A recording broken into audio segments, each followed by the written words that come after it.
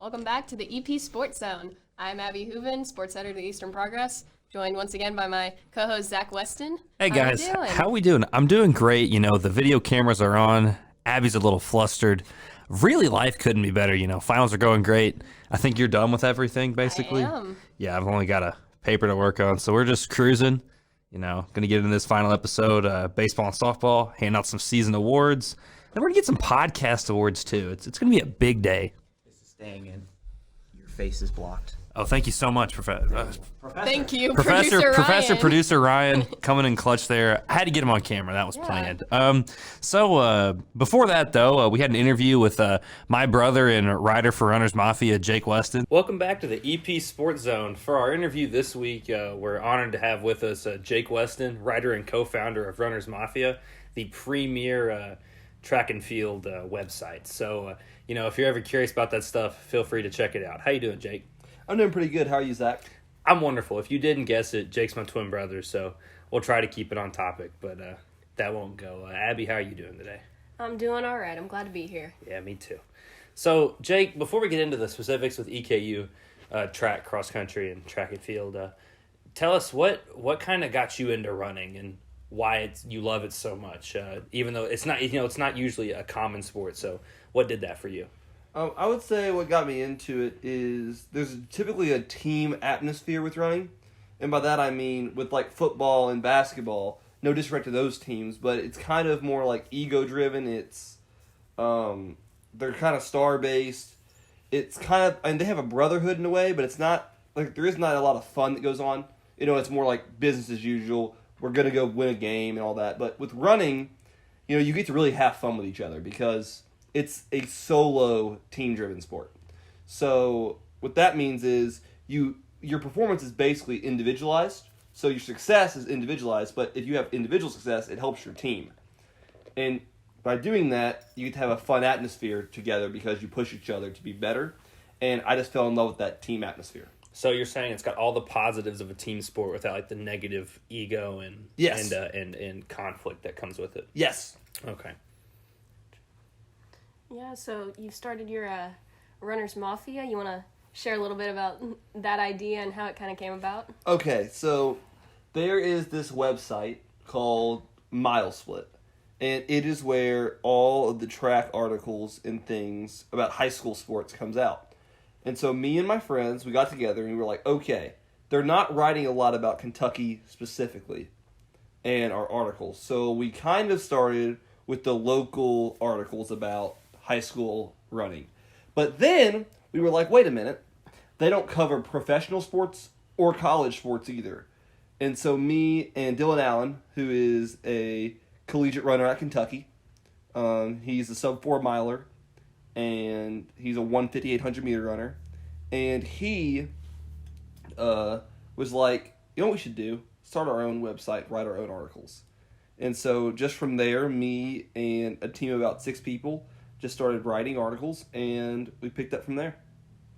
So, correct me if I'm wrong, MileSplit is like all of its stuff is behind a paywall. Yes. Right? And you pay That's to truthful. see times and all this stuff, and Yes. that's something you guys wanted to... MileSplit has a free subscription. So if you want to look at just results, you can just do it for free. However, if you want to read any of their articles, if you want to see rankings, you have to pay. I think it's like $5 a month. Mm-hmm. We wanted to create a website where you didn't have to do any of that. Okay. Make it free for the public. Right. So you say, standings, rankings, predictions, and this is something that I think you should share more. You created your own predictive algorithm sort of thing that can pretty much nail down where a runner will be after what is like a year of training, or if they do certain workouts or things. Mm-hmm. So tell us about this like predictive algorithm you've made for cross country. Okay, well, for cross country, it basically predicts, I take what you run in your 2 mile at the end of track season and what you ran 5K in last season. And in the algorithm, I take those times, and then for cross country, I've actually done it now where you factor in the course. So if it's a really hilly course, there's a certain multiplier I put on the time that'll spit it out. And if it's not, if it's like a flat course, it's just the same because it's basically a track. And so this past year with the high schoolers, I did about 55 of the top runners in Kentucky, and I was within 5 seconds of their time on like 45 of them. So 45 and 55 with good accuracy. Yeah, yes. So did you get any of them right on the head or close Yes. to it? Care for an example? Lane Hoyes, who's an Appalachia State commit, I said he was going to run 14:53 this season in cross country, and that is about, I think it's 13 seconds off our state record, but I said he's going to run 14:53, and my prediction looked a little bleak because he only had a 15:20 PR, and then at Nationals, his final cross country race, he ran 14:53. So I nailed it. Just saying. So you're pretty confident putting that up against pretty much anything, right? Yes. So you think you've got a predictor? Yes. Could you scale that to college? So could you like scale that to like a med, for example? For Ahmed, yes. It depends on. I can't. It's not really a steeplechase one. Okay. And as we know, he has an affinity for the 3,000 meter steeplechase. Mm-hmm. But if he did like his cross country 8K, Yeah. I could take that and put it into a 5K or a 10K on the Okay. track. Yes. Interesting. But I can't do a 3,000 steeple. All right. There's jumps. Well, maybe your predictor can teach your brother a little bit about predictions himself. He's kind of slacking in that area lately. Yeah, Is he? it hasn't been good. Well, okay, so my run was corrected though. Remember when I texted you? I was like, "Hey, tell me some track stuff that's gonna go right." Yes. And That they was were- his best week. They were all correct. So I appreciate your great input. So getting into, unless there's anything else you want to talk about track and field wise from your own experience, maybe about how I was a better runner than you, our junior year of high school, after not having done cross country my whole life. We can table that for a different time. Okay, Let's get okay. into the EKU stuff. Okay, so next time we're on the pod, we can talk about how my old fat self completely dominated Jake Weston for a year of. Keep in mind, Jake is like 6'1", like 150, looks like a runner. What's your time now? Like a 17:30 or something? It's a 17:40. 17:40, and I beat him. So not to brag, but I'm bragging. Moving into EKU, just give us some stuff. Pick. Let's go. Just one person from track and field this year that you've been really interested in and how they've performed this season. It would be Jackson Siddall, just because many people don't know, but my freshman year of college, so my first semester, I was EKU's track and field and cross country manager.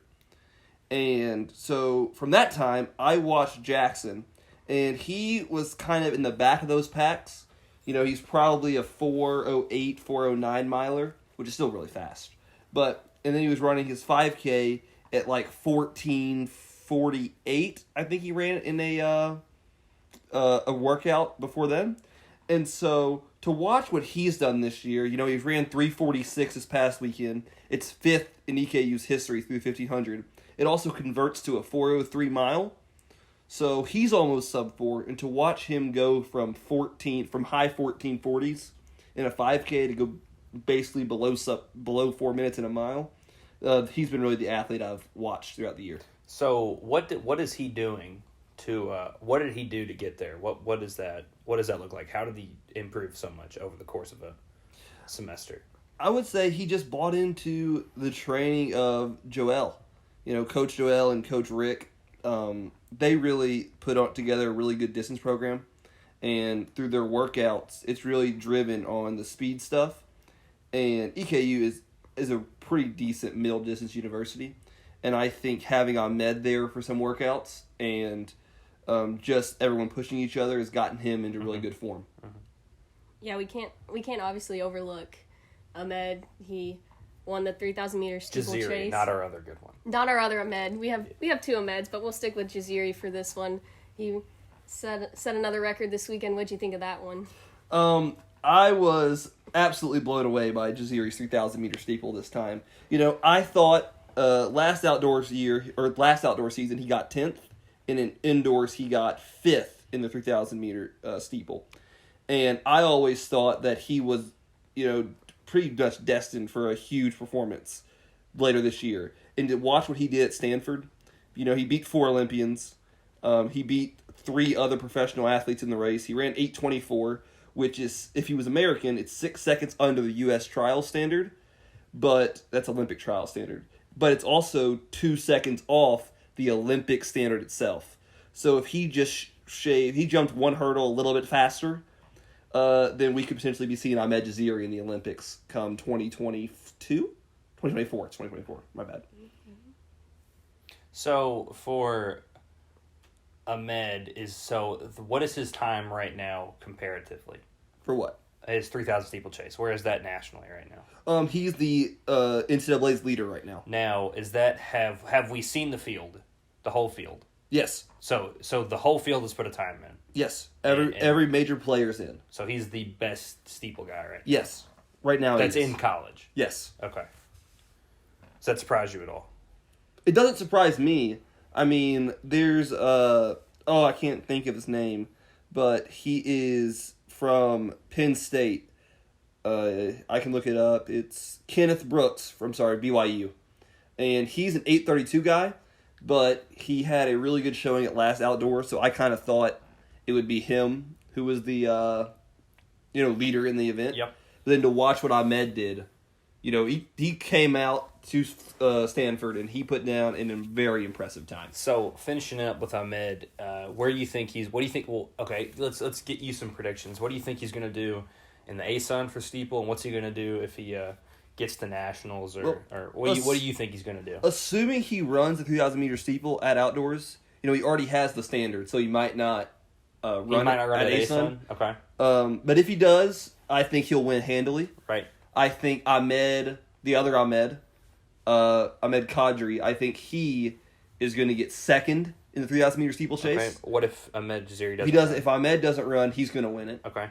And then Ahmed at NCAA's, I think he finishes top 5. Mm-hmm.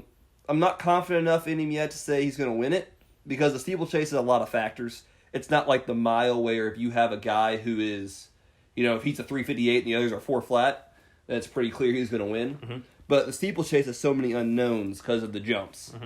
And you never know if he's going to fall on a jump, if he's going to, trip on a jump, it's going to hurt him throughout the race, and someone's going to pass him down the home stretch. So you just don't know. So I'm going to say Ahmed finishes top 5 at outdoors, and he's going to win the ASUN. Okay. If he runs it. Well, especially since before this one, he ran out of gas in the steeple before this one. Yep, he ran 8:39. Yeah, and he just died like we talked about. So I think he needs a few more just solid performances. But yeah, he's special. What else we got, Abby?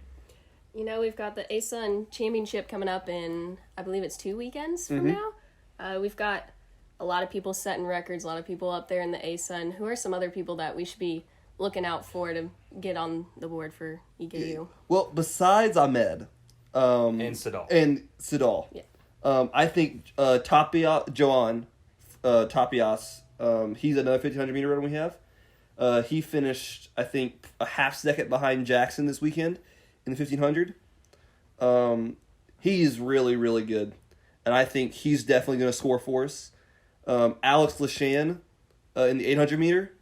He ran 150 this weekend, and I think he's definitely going to be in the contention to win the ASUN 800 meter championship. And on the girls' side, someone to watch out for is Joan Zabaletanega. She made her 1,500 meter debut this weekend and went 4:26, which is good for third in the ASUN. And what's surprising there is it's her 1,500 meter debut, so she hasn't done a 1,500 for EKU yet, and seeing what she did there in her first one, I think it's going to be very scary for those other 1,500 meter runners come next week or 2 weekends from now. Mm-hmm. I think there's a good shot she wins it. Oh wow, that's my bold take. My Hot. bold take. Joan wins the 1,500 meter at the ASUN championships. All right. What about Miss Taborda? What do you think about her? I mean, this past weekend she went 14:26, which is or 14:46. Sorry, in the 5K. Yep. Which is a very good time. I think it's like a 12-second PR for her. And it's good for fourth in the ASUN. And I think she scores for us in the ASUN.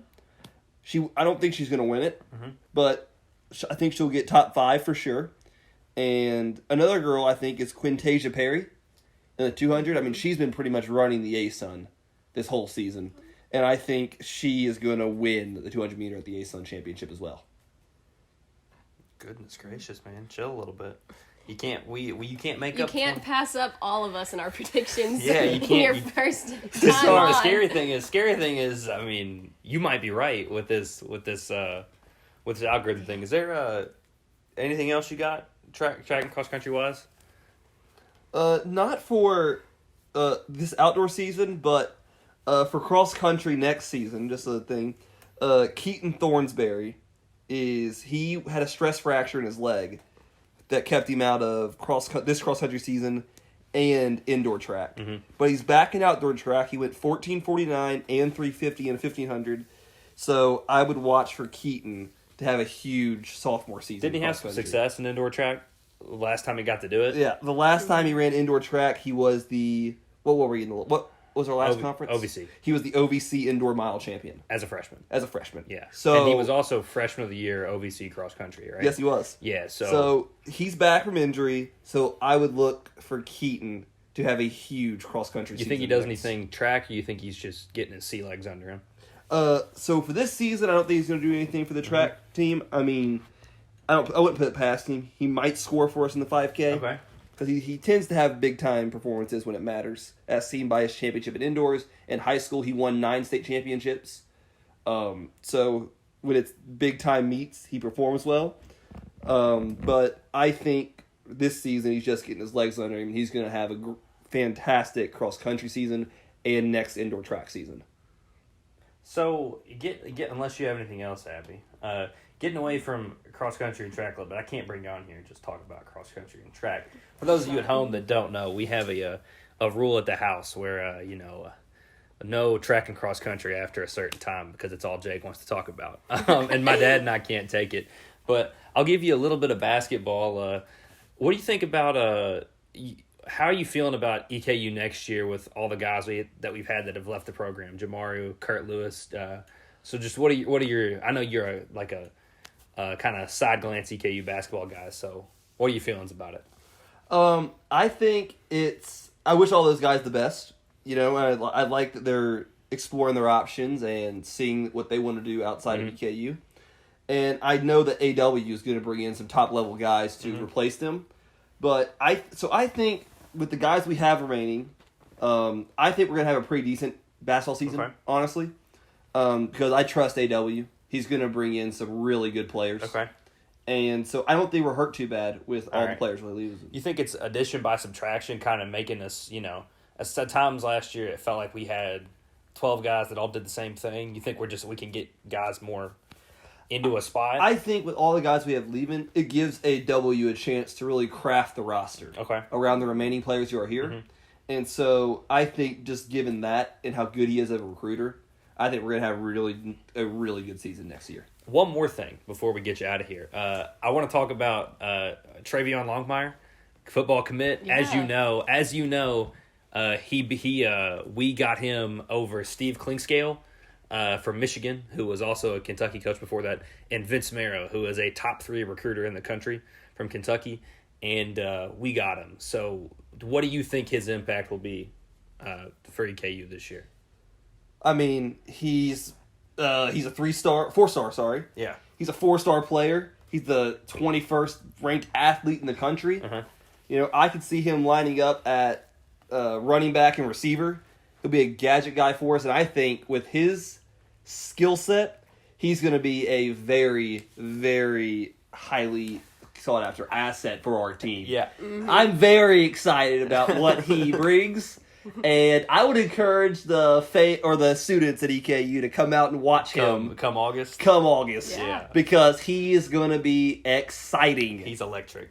Well, Jake, we appreciate you taking the time out of your week to come on and talk to us.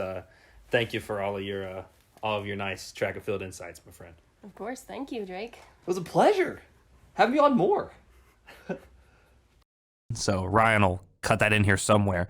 But yeah, that was just a good cross-country and track interview that we got into with him. Absolutely. So we'll just jump right into baseball first. As of May 9th, we're 32-15. We're 17-7 in the ASUN. We still got a few more games left, but with this semester ending, we're not going to be around to give you the highlights of those. So we're doing a sort of recap now. We're currently on a 5-game win streak. We swept Jacksonville State this weekend. We've got a home series this coming weekend against Lipscomb, an away game at the University of Louisville on the 17th. Ew. And then an away series at Central Arkansas the following weekend to wrap up the regular season. And with our sweep this weekend, we went into sole possession of first place in the ASUN West. So our team's rolling. We're over 30 wins, and we've got some more games coming up. Louisville will be a tough one for sure. No, well, Louisville, don't even worry about it. You know, the Dirty Birds. Just if we can beat Kentucky, a program of high esteem, we can beat Louisville. You know, I think it was really big for us to get this 5-game winning streak and return to winning ways. You know, a couple weeks ago we had a little bit of a slump, a little bit of a struggle, and I think that was a make or break point of the season that could have either sent us spiraling or we could have come back from it stronger. And well, we've come back from it stronger. So you know, we're really peaking at the right time, I feel like. You know, that bump, that adversity we took, and now everybody's firing off on all cylinders, and I really think big things are going to come in the ASUN tournament. But that'll all start with just drubbing of Louisville. Oh, absolutely. I have no respect. Just shouts to Will Koger. He's from Bardstown. He might pitch for Louisville next, so that game will be good. But outside of him, you know, ugh, Louisville, gross. But yeah, we're gonna do good. We'll do good. But we got some stats to cover, like we did our wrap-ups for basketball and all the other sports we covered this spring. We've got some baseball stat leaders, so we'll start, and we really need to get used to one name. It's Kendall Ewell. You'll be hearing that one a lot. Yeah, get it, Ewell. I see what you did there. That was pretty good. Yeah. But Kendall's our home run leader with 13. He's our leader in batting average at .411. Correct me if I'm wrong. I think he leads the ASUN and is 10th nationally in batting average. So ASUN pitchers have not been able to touch him. No. They've resorted to accidentally hitting him with pitches lately. He's getting beaned quite a bit. You know, Jacksonville got 2 on him in one game. Yeah. He got a little frustrated there. Yeah. Basically, they're just throwing the ball inside, so if he hits it, at least he's got to hit it just in play and not and he's not seeing any pitches that he can really turn on. So he's either getting hit or pitchers are just sticking to the inside. So, you know, it's good to see that he's kept success as pitchers have tried to stop him. He's also our leader in runs with 50 and hits with 72. Anyone else on offense do anything similar? Anything close? Well, our RBI leader's Will King. He's got 52. So other than that, Kendall Ewell's pretty much sweeping all the stats right there. But if we're looking at the pitching staff, saves, obviously our guy Will Bryan is leading. He set the EKU record. He's up to 14 now. He leads the NCAA in saves, and then we have quite a few games to play too. We have. So we still have time for him to up it. Yeah, he's gonna kick that save record out a little bit. So that's really impressive. Yeah, and then we're looking at ERA. The lowest one right now is Anthony Vargas. He's at 1.62. He's had 19 appearances, but he hasn't had a start. So he's coming in, putting in some good work in relief. He's a really good bridge guy to Will Bryan. He's doing a very good job of just keeping the score as it was, or certainly not making it worse. So that's just a good asset to have. Most pitching wins, Reese and friend of the podcast, Nico, both have 5. I love it when Nico pitches because it's – you've seen like heart monitors, like EKG stuff, and it's just up and down, and it works. Yeah. But it's kind of like our podcast, just Nico pitches with a ton of energy, and it's so fun to watch. And then Reese also has 68 strikeouts, 5th in the ASUN. It leads the team, so we've got a pretty good 1-2 punch as far as starting pitching goes. And Coach Prothero talked about it after this past series. It's not just one guy. It's the whole team. You take out one of those guys, we don't win. And that kind of reflects when you look at the team as a whole. They had 322 runs, 59 home runs. So we've got at least 2 guys with double-digit homers. We've got at least 5 or 6 with over 5. So it's never just one person. Max Williams had 3 in a game this past weekend. He stepped up, played big for them.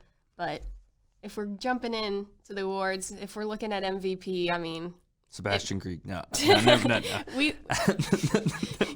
Sebastian is our friend. We can applaud him for all that he does, but if we're looking deeper, I think the MVP is a little bit more clear than that. Probably.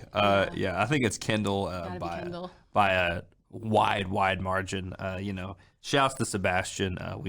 He drove me to Panera a couple days ago in the rain. Yeah. We were like moving stuff around. Thanks, Sebastian. Thanks for that, Sebastian. So I had to give him his props, but Kendall's just so good. He leads like every batting category for the team.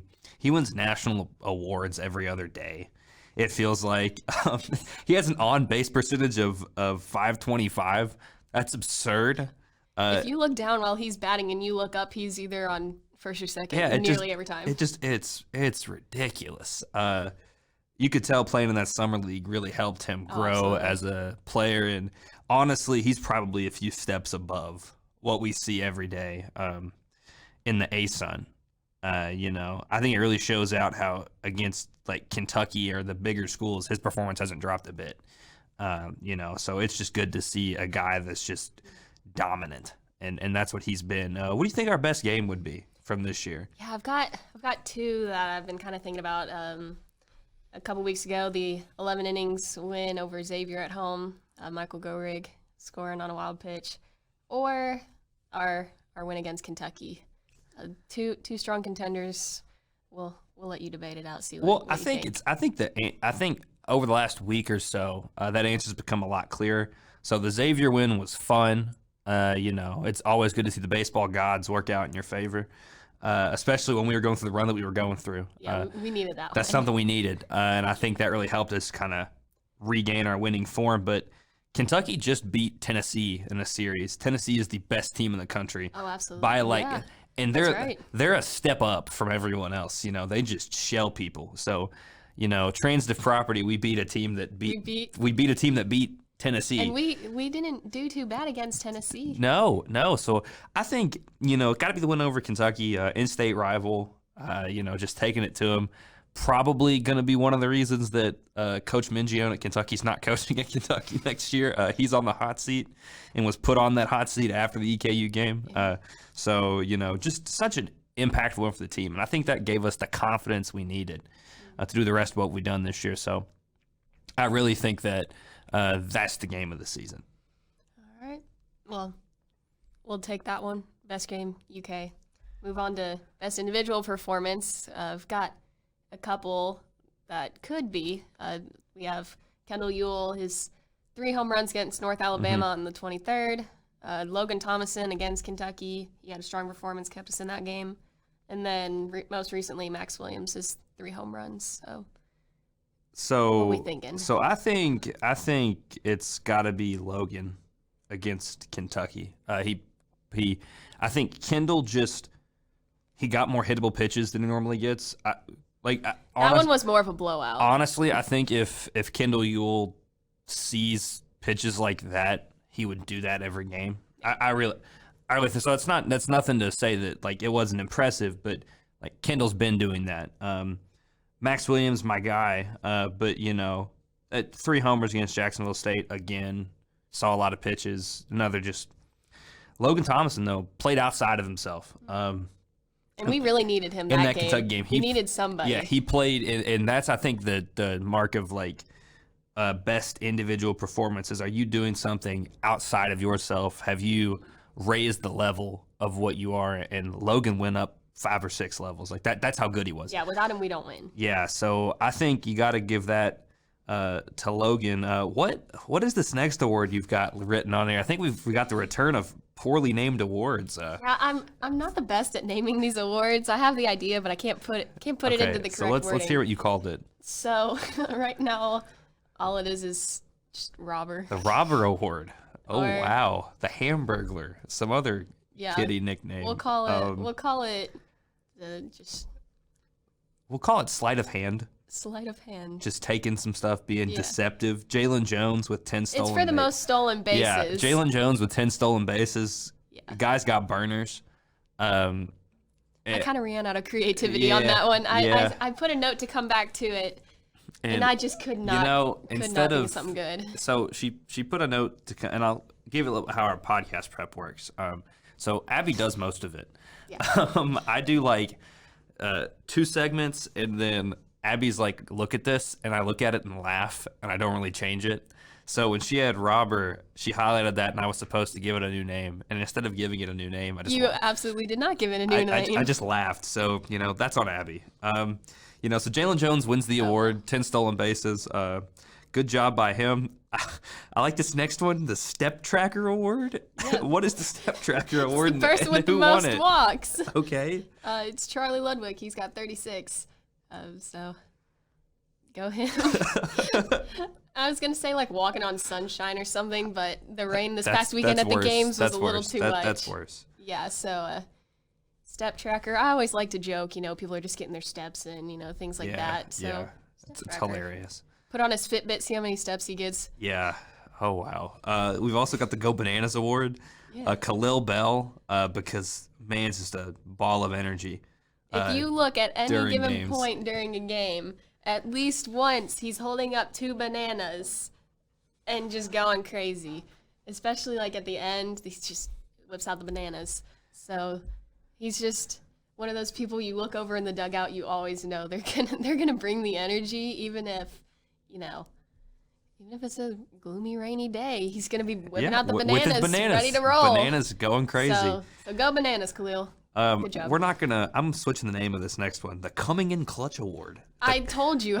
Listen, fans, coming in clutch. Yeah. If he wanted to put better names, let's call this the Mariano Rivera Award, best closer ever in the MLB, like something that has a little heft, because Will Bryant's got to get his due. 14 saves. He comes in. He gets us out of tough situations. He handles wins. He just does his job better than pretty much anyone else in the nation, coming in and just he is top in the nation, pitching at a high level. So honestly, I think he should have more. It's been a shame we've blown out so many people, because Will Bryant should get to pad his stats. Either that or they put Bryce Travis in sometimes. Right, and he does well too. Yeah. But Will Bryant, closer, Mariano Rivera Award. Good job by you, Will. Good job, Will. EKU Cy Young Award. So who's had the most wins and strikeouts? So who wins this award? Reese Brown. You've scorned Nico, who's come on the pod. I am a big fan of Nico. I really am. But when I was looking at this, we have most pitchers come in, they pitch about 3 or 4 innings, and then they're out. Mm-hmm. We get Reese Brown in. He's usually pitching 6 innings, sometimes 7. Like, he's in it for the long haul, and he's still getting the most strikeouts. Yeah, I mean, it could be just because he's playing more, but he's just tough-nosed. Yeah, no, you can't get past him. Giving you a hard time aside, it's got to be Reese. He comes in and he pitches like a starter. He comes in and he gives you 4 to 6, maybe 7 if he's feeling really good. Workable innings. So I think that's pretty easy. And then before we close it up on baseball, shouts to Coach Prothro, Fearless Leader Award. It's amazing what they've done in year 2. Incredible. 30 wins, numerous win streaks. Special team. Also remember that half of this team is junior college guys that have been brought in. And with how I've talked to Sebastian and other guys on that team, they all say they are it's the closest group of guys that they've been around, and you see that like with Khalil and how they celebrate for one another, and they're a team. They are so connected. Yeah, and that's all Coach. Yeah. So shouts to him, because Coach Pro, because this wouldn't be possible without Coach Pro. So good job by you, Fearless Leader. Anything else for baseball before we move on? I think that was all of our awards, but we've still got a few games left, so keep an eye out on them. We'll see them in the ASUN tournament and hopefully the NCAAs. And just keep it going. I'll recap it in August if I'm still doing this podcast next semester. We'll do a special call at the end. We'll do just look on the feed. I'll put a little 3-minute baseball did this. Not actually doing that. But yeah, so just check the website. Just check the website. Good job by baseball. Moving into softball, ended with a record of 13-36, 9-15 in ASUN play. We won. It was a shame. We figured it out late. We won 6 straight conference games before falling in 3 games to North Alabama, the last series of the regular season. We lost 8 seniors. It's our first time not making the postseason since 2011. It's just, I think, a weird year. Yeah. A little disappointing, but more weird than anything else, So obviously a struggle. Obviously want to do better next year. That doesn't mean it wasn't all bad. Who are our stat leaders from we had some the softball spots. season? Yeah, so for most home runs, we had Jasmine Miller. She had 8. Top in batting average was Sammy Miller. She had 336. And then for runs, we were tied with Maggie Purdy and Sammy Miller with 28. And then the most hits was Sammy Miller with 47. Sammy Miller's leadoff hitter. She's leading them in most of these categories. She's a steady hand to kick off the game. She does her job. She's incredible. So props to her. And then the most RBI is Lou Bowers. She had 25. So that's them for the hitting side. For pitching, the best ERA was Lauren Narvaez, 3.41. Pitching wins was Narvaez again with 7. Most strikeouts was Sammy Reynoso with 45. And then as a team as a whole, they had 185 runs and 35 homers. So yeah, so still some, like, Sammy Miller went out I think with her head high. She had a really, really good final campaign. We're going to get into that with our MVP. I think it's Sammy Miller, and I think you plead no contest there. That's led us in batting average, runs and hits, constant, never lost her composure. And there were many times this season where she could have, but just did her job as a senior leader, and really made a good showing of herself. So I think MVP for her, pretty close. Best game, what do you think? I was looking, and I think one that just meant a lot was whenever Stetson came to town the beginning of April. We had a doubleheader in the first game, won 4-3 in extra innings. Sammy Miller hit an RBI single to win it. That was just a good turnaround. We had been struggling for a while, really needed to pick up a conference win, especially at home. So that one was probably the best game, just being able to stick in it for that long and then make it over the hump. I think it was one of the few times this season where we had the luck of the softball guys, on our side. A lot of times this year they just weren't. A lot of times we just were unlucky. And we were lucky for this game. It was really good to see. Best individual performance. So in game 1, that Stetson series was probably the best our best series. Yeah, Carly Robinson in the second game of that series hit 2 home runs. One was a grand slam. She had 7 RBIs, and we won 11-0. So I think that's pretty clearly best individual performance. 7 RBIs. You can't do much better than that. Yeah, who's our base thief for softball? Our base thief, Sammy Miller. She had 22 stolen bases, 4th in the A-Sun. She's so much fun to watch. If you didn't get a chance to see her, go back, watch some video. I mean, she's always trying to steal that base. She had 25 attempts, got on 22. That's not a bad percentage. That's a pretty good percentage. I've got an award that I named, the Web Gym Award. If any of you are familiar with old Sports Center, they had this little segment called Web Gyms, and it would just be baseball players and softball players making ridiculous catches and doing a ton of work in the field on defense. And for the softball team, that was Jasmine Miller. She pulls her weight on offense, but she plays really good defense at third. She gets to a lot of stuff that you wouldn't think she could. And she's just steady. She's never making any dumb errors, really. She's stable. She's basically Sammy Miller on defense. So, shouts to her for being an anchor all season. And then my lovely award, the Step Tracker Award for softball. Fitbits on, guys. Fitbits. Get your Fitbits Please sponsor on. us, Fitbit. Yeah. The most walks was Carly Robinson. She had 33. I think pitchers got kind of scared of her after her performance against Stetson. So, especially considering how the rest of our team would struggle to hit. Yeah. It was pretty much. She came in like 4th or 5th on the lineup, and they'd walk her. She'd get stranded a couple times, but it shows how much of a threat she was because she was like getting intentionally walked. There weren't very many. Her plate discipline's great, but a lot of times she was, just getting walked. Newcomer of the year, Maggie Purdy was on the All A-Sun freshman team. She led the team in doubles, was tough on defense too. Looks like a squirrel sometimes. She dives for everything. Just launches. No fear. Launches. She's got a motor. Yeah. It's really impressive. So shouts to Maggie, newcomer. Well done. Gonna have a big career. I think so. I think going forward, it's going to become her team. It's really good to see as Sammy Miller steps out. She does well on offense too. It's not just her scrappy defense. Yeah, she's stepping in, and she'll hopefully fill that void. Finally, for our Versatility Award in softball, not as much as baseball, you see people play more than just pitcher, and Samantha Reynoso did that for us. So tell us a little bit about that, Abby. Yeah, so there would be some games she'd start off at pitching, they'd replace her with Lauren, and they'd immediately send her to right field, or they'd just send her to left field, and then a couple times they'd be like, all right, you're going in for first base for Carly. So she kind of just could go anywhere, it seemed like, and still get the job done.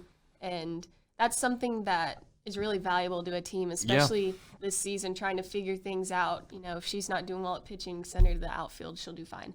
A true 5 tool. Like, she could she's very competent at a lot of different things, and that's really impressive. And it never phased her. Right. Like, it wasn't a drop-off from any position. So I think that covers softball. Yes. It was a tough season, but we've got a lot of positives going. Yeah, so that's the podcast, right? We're done, right? We're done, right? You wish. We can't let it off too easy. This is our last podcast, so our predictions have come to a close. We finally have our winners. Winners plural. There's one winner. Winners. So if I may, some nice person made an award for this. Someone printed it out. I don't know who that was that printed it out.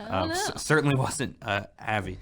So, as the steward of predictions, as the person who invented it, as the progenitor of this, the reason you have your award, really, I, Zach Weston, would like to hand you, Abby, finishing 12-12 with a 12-12 record, a certificate of excellence for being the most valuable predictor. This certificate is awarded to you, Abby Hooven, for finishing with the best prediction record, 12-12. It was better than mine. Yeah. On the EP Sports Zone podcast during the 22 spring semester. Thank you. This is hereby awarded to you on 10 May 2022. Thank you. Hold the applause. It's all right. So, this little certificate here. Yeah, I'll say a few words. It's been really fun. Predictions have always been something we've been looking forward to. It's a nice, friendly competition for us. I like to rub it in that Zach started off 1-11, finished 9-15. And then we never got a chance to let Ryan weigh in on his 25 predictions to catch up. He finished 0-1. And then predictions correspondent Derek, he couldn't be with us today, but he went 0-3. Tough. So if we're looking at it, producer Ryan. Producer Ryan, you wanna jump in and say you said there was something you wanted to say when we were doing. You had something you wanted to tell us. When we were doing predictions. All I'm saying. All right, I've made a prediction. Okay. It's been in long standing here. Okay. All right. My prediction was that Abby would win the contest, and it's worth all the points. So technically, I win. So technically, I got to cross this out. Give it to you. Technically, I win. No, I'm just kidding. Congrats. I don't have a prediction. This isn't my show, so I'm gonna butt out. But congrats. Oh wait, come back. We got more. We do have more. We have more. We have one for everyone. Yeah. So let's go back to Ryan. Let's go back to producer Ryan. If you don't know, he kind of runs all the podcasts here at the Eastern Progress. He makes sure everything gets uploaded, recorded. He's the man behind the scenes. Yeah, so he gets censors me. The behind the scenes award for all your hard work and dedication to make sure we can do our job. Well, thank you guys very much. Appreciate it. That's gonna be a thumbnail. Yeah.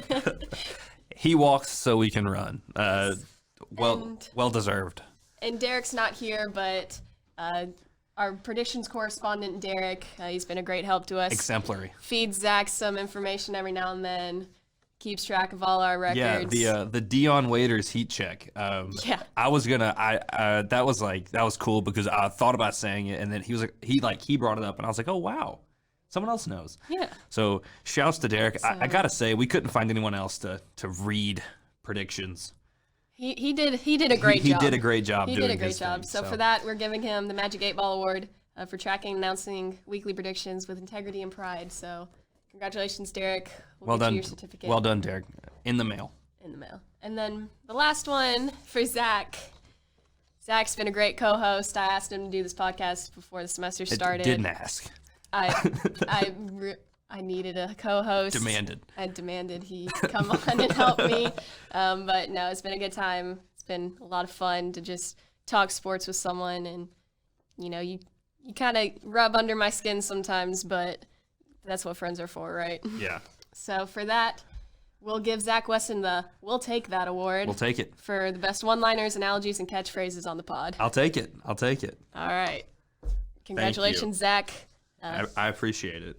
So before we close, I wanted to do a best and worst prediction. I went through all of them, and trust me, there were a lot of worst. There were a lot of bad ones. When I went, and that 1 for 11 run, I missed, and some were close. You Some were close. So there was a run because I for some reason would always say the basketball team would win. I would follow that up. There was a run where like Mike would score enough points, we wouldn't win. I got a Jamaru double. I predicted 2 things. They were right. We didn't win. And then there were some, like the worst pick, women's golf at North Florida. You just demolished the women's golf. I said top 4, and they finished like 13th. Like it was their worst finish by a golf. So that was the lowest point for me, I think. My integrity as a predictor and as a podcast, especially when you were on a run. I was on a run. And I was just feeling worse and worse about myself, and producer Ryan was smirking the whole time, and still is. yes, yeah, and it was humiliating, but I have to be. We take ownership for things. We take ownership for things here. So the worst prediction: women's golf at North Florida. And Abby, you clearly had the best prediction. You predicted 2 wins for beach volleyball at our home tournament. Still waiting for that natty. Yeah, we're gonna win it. That's my long-lasting prediction. So I think so. Best and worst prediction. It's only fitting that Abby, the predictions champion, I begrudgingly admit that, gets the award for it. So good job by you, Abby. Thank you for the ideas. No problem. No problem. Yeah. Favorite interview. Yeah. So interview. A couple. We had some good interviews. And then you stopped getting people to interview. So I apologize. Schedules got crazy. Yeah, it got so bad. Things kept happening. This is true. Plans would fall through. Yeah. It wasn't her fault. It wasn't all my fault. So it got so bad I had to get my own brother on. And we all know how I dislike talking to him. Though that is a good interview. Oh, he helped you with your predictions. He did. This is true. Your best week was when he did them. My best week, I did go 3-0, and Jake did my predictions for me. Jake. Shouts Jake. But I think for me, my favorite interview had to be Nico. He was just so fun. He's so funny. It's good now. He'll say hi to me at case. I'm like, oh, it's Nico. He remembers me, Yeah. and I just feel so special. You're like, I feel so honored. I get so happy. So I think it's Nico. Yeah. Do you have a favorite you want to talk about? I like Nico. I also liked when we had Bria Bass on. That was fun. Learn about her Chick-fil-A order. That was fun. But all the interviews were great. It was nice getting to know different players around here. Yeah. David Miller, the video coordinator, we've got him. He's great dude, does great work. Shouts to David. So we had a lot of good interviews, but seems like it's it for the awards. I think so. So I think that's going to do it for us this year. Thank you guys for listening. Abby, thanks for letting me come on and co-host and maybe saddling me with this next semester. Yes, so I am graduating in a few days. Abby is. So I'm also handing off the reins to Zach, hopefully, and whoever comes after me. If it's me, it'll be Jake co-hosting. Okay. So to be clear, I'm being demanded to go to her graduation too. I did not say that. But if you're still on campus, if you're around campus, be sure to stop by wherever we've got newsstands. We got our final print edition out. It's our graduation issue. We featured outstanding seniors from each college. Myself and the 2 other seniors on the staff of the Progress have some short columns about our time. They're good. Just kind of reflecting on our time with the paper. And then if you want to check out the content and you can't get to campus, you can look online at easternprogress.com. And even though I will not be running it any longer, please follow Sports EP on Twitter. We've got a great sports editor coming in after me. She'll do a great job, and I'm looking forward to pushing that follower count up a little bit. But that's my one last push. But I really, it's been a lot of fun. I was kind of nervous to do this podcast, but it's been a lot of fun, and I'm excited to see what's next. Yeah, so thank you guys. That's it for us. Thank you. What? You blew